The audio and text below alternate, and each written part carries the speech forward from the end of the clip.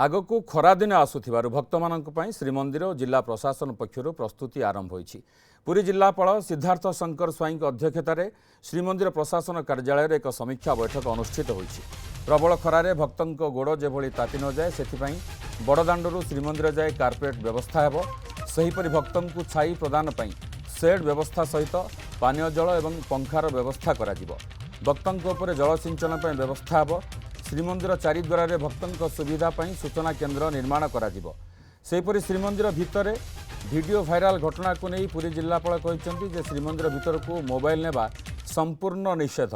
जो व्यक्ति नियम उल्लंघन करेंगे तांको विरोध में दृढ़ कार्यानुष्ठान ग्रहण कराजिबो। एही घटना पुलिस मामला रुजु कर तदंत करुछि।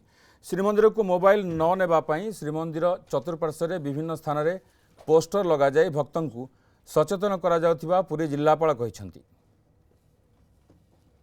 आम कार्पेट पकेबार व्यवस्था कहतु, फायर द्वारा जलसिंचन कहतु, आमर शेड कहतु, फैंस कहतु, तत्सहित पानी जलर व्यवस्था एवं जहाँ आनुषंगिक इंक्लूडिंग आमर एडिशनल फर्स्ट एड सेंटर्स तो समस्त व्यवस्था पर आलोचना होता है। समस्त विभाग सहित एक फ्रुटफुल डिस्कशन होता है।